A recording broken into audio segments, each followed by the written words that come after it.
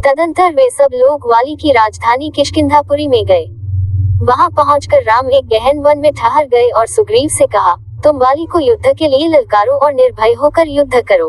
राम के वचनों से उत्साहित होकर सुग्रीव ने वाली को युद्ध करने के लिए ललकारा। सुग्रीव के इस नाद को सुनकर वाली को अत्यंत क्रोध आया। क्रोधित वाली आंधी के वेग से बाहर आया और सुग्रीव पर टूट पड़ा। वाली और सुग्रीव में भयंकर युद्ध छिड़ गया।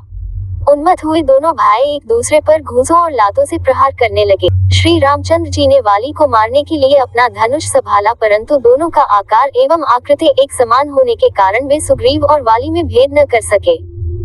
इसलिए उन्होंने बाण छोड़ना स्थगित कर दिया।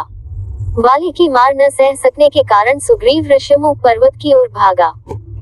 राम, लक्ष्मण तथा अन्य वानरों के साथ सुग्रीव के पास पहुंचे। राम को सम्मुख पाकर उसने उलाहना देते हुए कहा, मुझे युद्ध के लिए भेजकर आप पिटने का तमाशा देखते रहे। बताइए आपने ऐसा क्यों किया?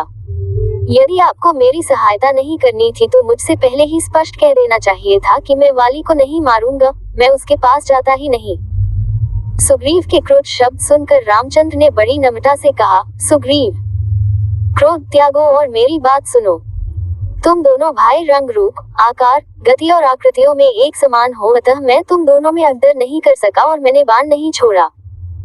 यदि मेरा बाण वाली को लगने के स्थान पर तुम्हें लग जाता तो मैं जीवन भर किसी को मुख दिखाने लायक नहीं रहता। वानरेश्वर, अपनी पहचान के लिए तुम कोई चिन्ह धारण कर लो जिससे मैं तुम्हें पहचान लूं और फिर से युद्ध के लिए जाओ।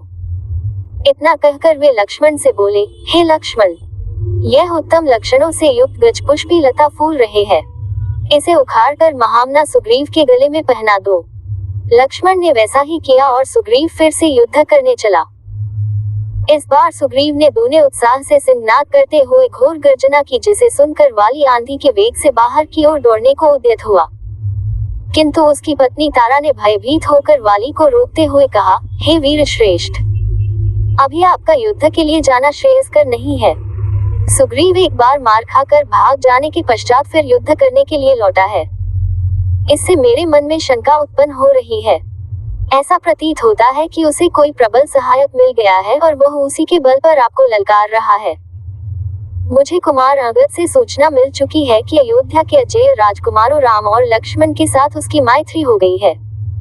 संभव है वे ही उसकी सहायता कर रहे हों।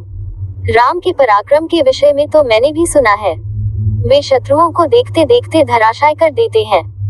यदि वे स्वयं सुग्रीव की सहायता कर रहे हैं तो उनसे लड़कर आपका जीवित रहना कठिन, इसलिए उचित यही है कि इस अवसर पर आप बैर छोड़कर सुग्रीव से मित्रता कर लीजिए, उसे युवराज पद दे दीजिए। वह आपका छोटा भाई है और इस संसार में भाई के समान हितु कोई दूसरा नहीं होता। उससे इस समय मैत्री करने में ही आपका कल्याण है। तारा के इस प्रकार समझाने वाली ने कहा, वरान ने, मैं सुग्रीव की ललकार को सुनकर कायरों की भांति घर में छिपकर नहीं बैठ सकता और न ललकारने वाले से भयभीत होकर उसके सम्मुख मैत्री का हाथ ही बढ़ा सकता हूँ। श्री रामचंद्र जी के विषय में मैं भी जानता हूँ, वे धर्मात्मा है और कर्तव्य को समझने वाले हैं। वे पाप कर्म नहीं कर सकते। तुमने मेरे प्रति अपने स्नेह एवं भक्ति का प्रदर्शन कर दिया, अब मुझे मत रोको।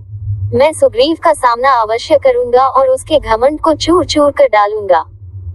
युद्ध में मैं उससे विजय प्राप्त करूंगा मगर उसके प्राण नहीं लूंगा। ये कहकर वाली सुग्रीव के पास पहुंचकर उससे युद्ध करने लगा। दोनों एक दूसरे पर घूंसों और लातों से प्रहार करने लगे। जब राम ने देखा कि सुग्रीव की शक्ति क्षीण होते जा रही है तो उन्होंने एक विषधर सर्प की भांति बाण को धनुष पर चढ़ाकर वाली को लक्ष्य करके छोड़ दिया। टंकार ध्वनि के साथ वह बाण वाली के वक्ष में जाकर लगा, जिससे वह बेसुध होकर पृथ्वी पर गिर पड़ा।